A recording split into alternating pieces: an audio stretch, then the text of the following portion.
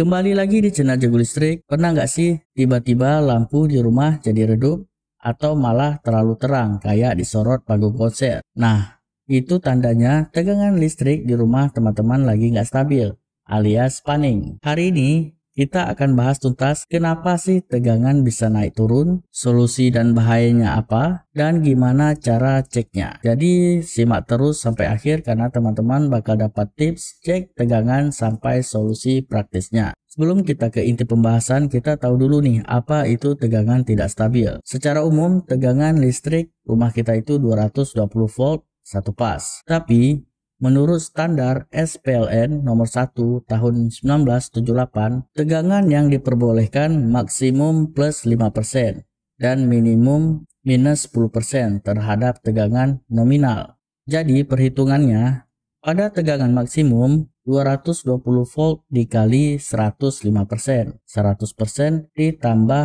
5% yang disebutkan tadi. Jadinya 231 volt, dan pada tegangan minimum 220 volt dikali 90%, 100% dikurangi 10%, seperti disebutkan tadi, jadinya 198 volt. Jadi kalau lebih tinggi dari 231 volt artinya tegangannya over voltage, dan kalau lebih rendah dari 198 volt artinya tegangan under voltage. Nah, kalau tegangan sering naik turun seperti ini disebut juga spanning, teman-teman. Terus mengapa tegangan harus stabil? Apa akibatnya sih? Apa sangat fatal? Tegangan yang nggak stabil bisa bikin alat listrik teman-teman kerja nggak optimal. Misalnya, kipas angin jadi lemot, TV restart sendiri, lampu jadi redup atau nyala terlalu terang, mesin pompa air cepat panas. Bahkan, kalau over voltage ekstrim, alat elektronik teman-teman bisa meledak. Kan bahaya. Lalu gimana cara ceknya? Ada 3 cara agar kita tahu tegangan di rumah stabil atau tidak. Cara yang pertama, lihat aja dari gejala alat listrik di rumah kita. Contoh paling gampang, lampu. Misalkan lampu tiba-tiba redup, padahal nggak ada beban berat, nah mungkin tegangannya drop. Atau bisa cek aja dari KWH meter prabayar. Tinggal tekan aja tombol 41 atau 04. Nah, nanti akan muncul angka tegangan di layar KWH meternya. Kalau di bawah 198 volt artinya tegangannya drop. Kalau di atas 231 volt terjadi over voltage, teman-teman. Atau cara yang paling akurat, kita bisa menggunakan multimeter. Tinggal set multimeternya ke AC volt lalu colok ke stop kontak di rumah kita. Nah, tinggal lihat tegangannya berapa. Apakah tegangannya 220 volt, lebih rendah atau lebih tinggi. Nah, misalkan kita udah tahu nih tegangan di rumah kita tidak stabil. Lalu gimana cara mencari penyebabnya dan menyelesaikan masalah tegangan tidak stabil itu? Ada beberapa penyebab listrik tidak stabil. Yang pertama, instalasi listrik di rumah kita bermasalah. Contohnya ada kabel longgar. Kabel longgar ini bisa membuat tegangan di rumah kita jadi drop. Atau ada short circuit, kabel pasar dan kabel netralnya ketemu. Nah, ini juga bisa membuat tegangan tidak stabil, bahkan MCB di rumah kita bisa trip.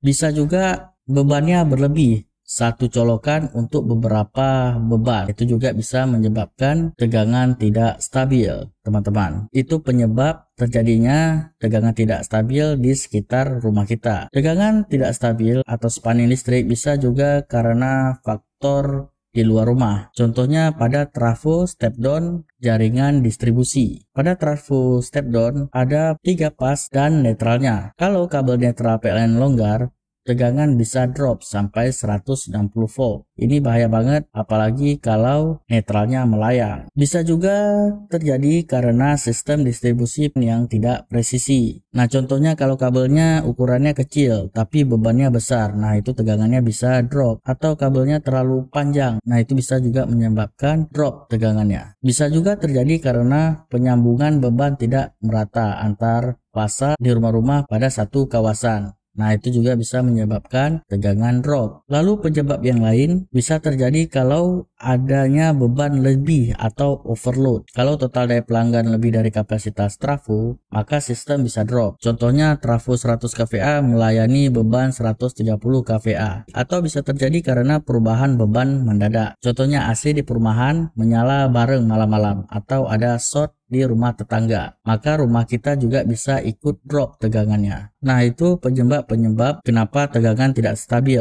Lalu gimana solusi dan tipsnya? Cara yang paling simple dan umum, kita bisa gunakan stabilizer untuk alat sensitif seperti kulkas dan komputer. Dan untuk industri kita bisa pakai VFD, Variable Frequency Drive, atau Soft Starter agar tidak bikin beban lonjak. Atau pastikan instalasi rumah kita sesuai standar SNI, teman-teman. Nah, misalkan masalahnya bukan dari rumah kita bisa laporkan ke PLN kalau teman-teman sering dapat tegangan di bawah 198 volt. Nah, sekarang teman-teman udah tahu kan kenapa listrik di rumah kita bisa naik turun. Oke, sekian video kali ini. Apabila teman-teman ada tambahan, tinggal komen di bawah, dan sampai jumpa di video selanjutnya. See you teman-teman.